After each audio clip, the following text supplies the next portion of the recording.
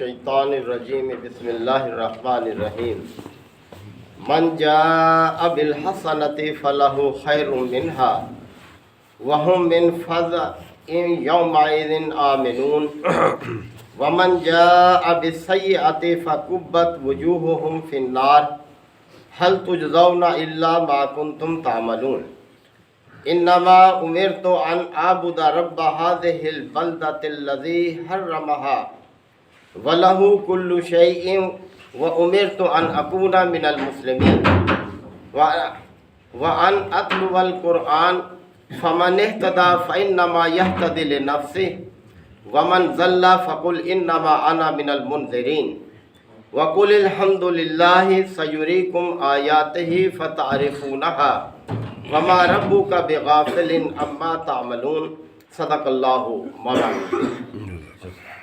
ذرا سورہ نمل کی یہ اختتامی آیات ہیں، یہ سورت مکمل ہو رہی ہے الحمدللہ۔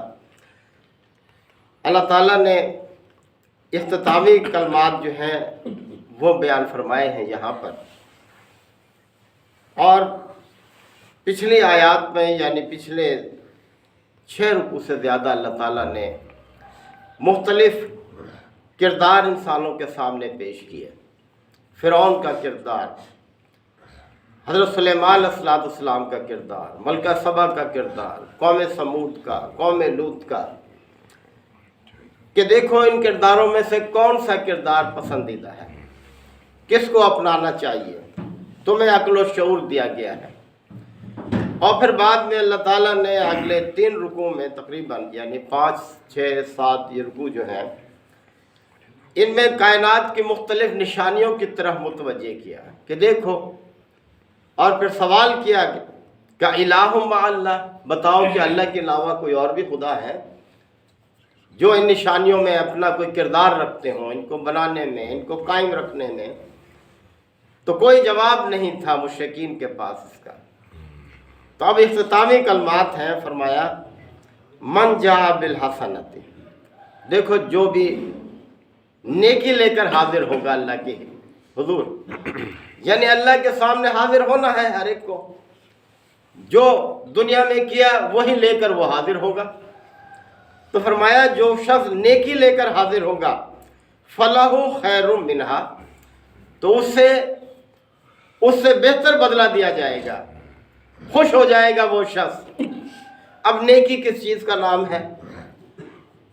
اللہ اور اس کے رسول کی اطاعت کا نام نیکی ہے۔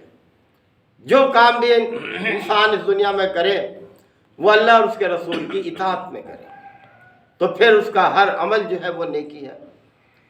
اور پھر جیسے کہ فرمایا نا کہ وَمَا آتَاكُمُ الرَّسُولُ فَخُذُوهُ، رسول جو کچھ تمہیں دے اس کو مضبوطی سے تھام لو۔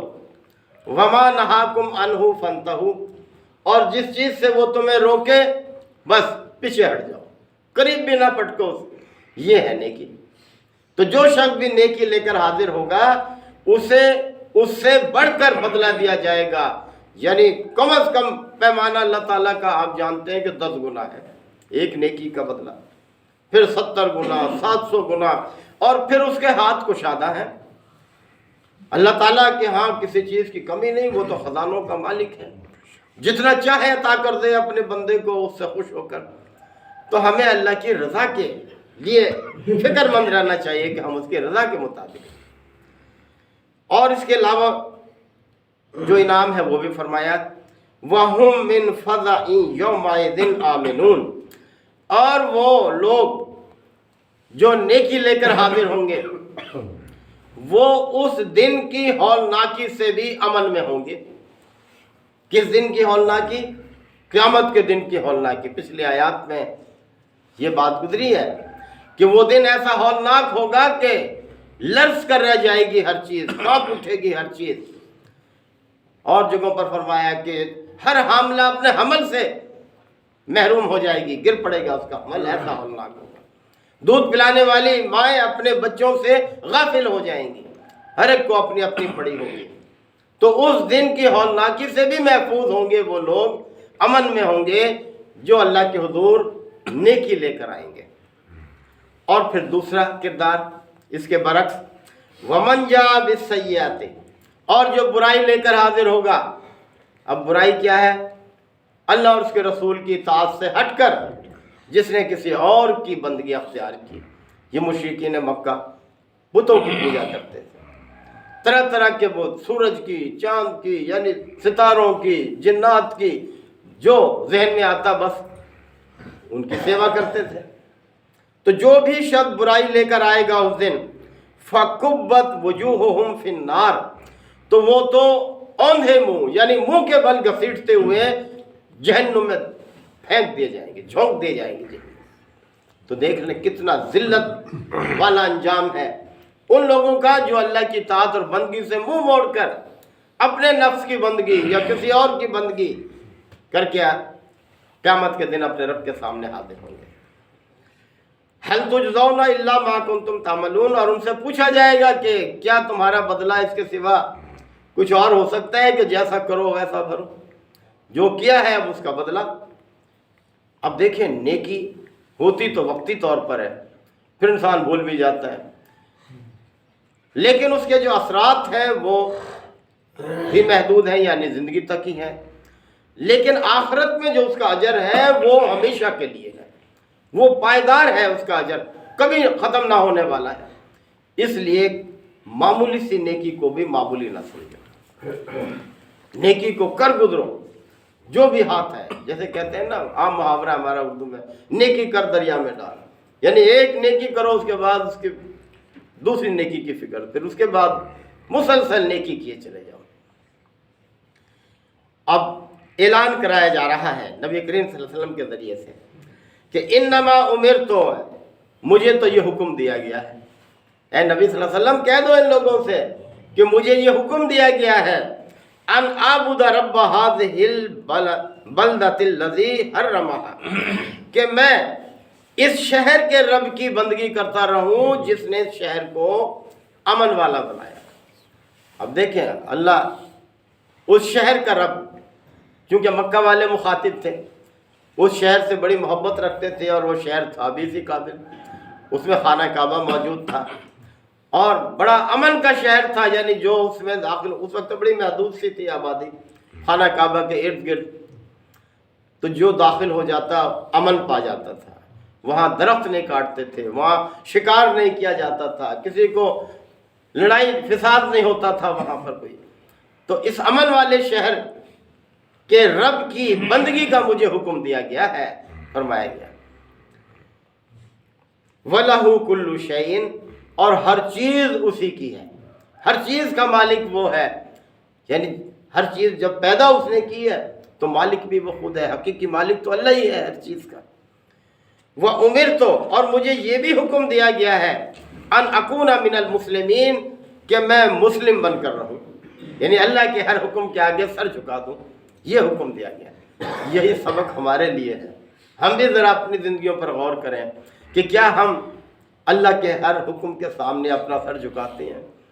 کتنے رسم و رواج ہیں ہمارے اندر جو رائج ہیں، شادی بیاہ کے موقع پر، غمی کے موقعوں پر اور دوسرے موقعوں پر، کس کس طرح سے ہم نے اختیار کر رکھے ہیں، اور پھر خود ہی تنگ ہوتے ہیں جب انہیں پورا نہیں کر سکتے، قرض لے کر بھی ان کو ادا کرتے ہیں۔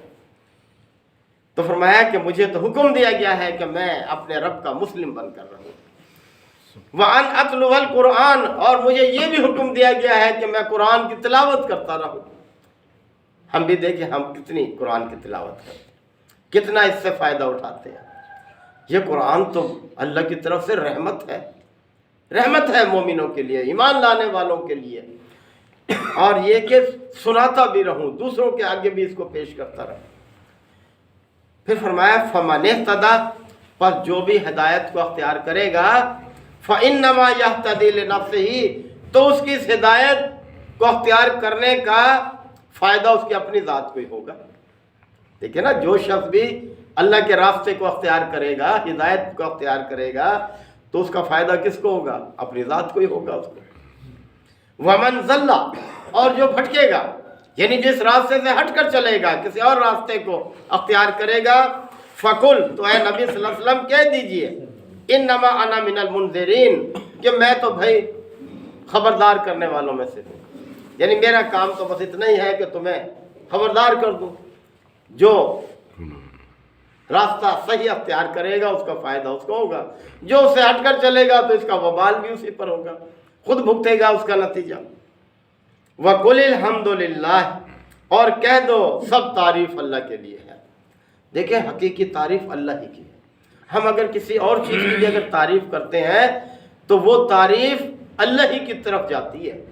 اگر ہم کسی پھول کو دیکھ کر اس کی تعریف کرتے ہیں کہ اس کا رنگ بہت اچھا ہے، اس کی بناوٹ بہت اچھی ہے، اس کی خوشبو بہت اچھی ہے، تو بھئی اس کو بنایا کس نے؟ اس میں پھول کا اپنا کیا کردار ہے؟ اصل کردار تو اس ہستی کا ہے جس نے اس پھول کو بنایا۔ یا جس پھل کی تعریف ہم کرتے ہیں کہ اس کی رنگت اچھی ہے، اس کی خوشبو اچھی ہے، اس کا ذائقہ اچھا ہے، اس کی تاثیر اچھی ہے، تو حقیقت میں تو تعریف اس ذات کی ہے جس نے اس کو ان صفات کا حامل بنایا ہے۔ تو اس لیے فرمایا وَقُلِ الْحَمْدُ لِلَّهِ، اور کہہ دیجئے کہ سب تعریف اللہ ہی کے لیے ہے۔ سَيُرِيكُمْ آيَاتِهِ، ان قریب وہ تمہیں اپنی نشانیاں دکھائے گا، فَتَعْرِفُونَهَا، اور تم انہیں پہچان بھی لوگے۔ اللہ نے کتنی نشانیاں نبی کریم صلی اللہ علیہ وسلم کے ذریعے سے لوگوں کے سامنے وعدے کی ہیں، اور وہ پہچان بھی گئے کہ یہ نشانیاں کوئی انسانی کمال نہیں ہے بلکہ اللہ ہی کی طرف سے، اللہ کا نصرت کا ہاتھ ہے آپ صلی اللہ علیہ وسلم کی ذات پر، آپ کی ہستی پر۔ وَمَا رَبُّكَ بِغَافِلٍ عَمَّا تَعْمَلُونَ، اور یاد رکھو جو کچھ تم عمل کر رہے ہو اللہ اس سے غافل نہیں ہے۔ اگر یہ یقین ہمارے اندر ہر وقت موجود رہے کہ ہم جو کچھ کر رہے ہیں وہ اللہ کے علم میں ہے، اللہ اس سے غافل نہیں ہے، تو ہم بہت محتاط ہو جائیں گے، ہم نافرمانی سے بچیں گے، ہم اطاعت اور بندگی میں اپنے آپ کو رکھیں گے۔ تو یہی کیفیت ہم پر رہنی چاہیے۔ اللہ تعالی ہم سب کو ان تعلیمات کو اختیار کرنے کے عمل کی توفیق عطا فرمائے۔ وآخر دعوانا الحمدللہ رب العالمین والصلاة والسلام علی رسولہ الامین۔ ربنا آتنا فی الدنیا حسنہ وفی الآخرۃ حسنہ وقنا عذاب النار وادخلنا الجنۃ مع الابرار یا عزیز یا غفار یا رب العالمین۔ اللہم انک عفو کریم تحب العفو فاعف عنا۔ اللہم من احییتہ منا فاحیہ علی الاسلام ومن توفیتہ منا فتوفہ علی الایمان۔ یا شافی الامراض اشف مرضانا ومرضى المسلمین، یا قاضی الحاجات اقض حاجاتنا وحاجات المسلمین۔ اللہم اعز الاسلام والمسلمین۔ ربنا تقبل منا انک انت السمیع العلیم وتب علینا انک انت التواب الرحیم۔ صلی اللہ تعالی علی خیر خلقہ محمد وآلہ وصحبہ اجمعین۔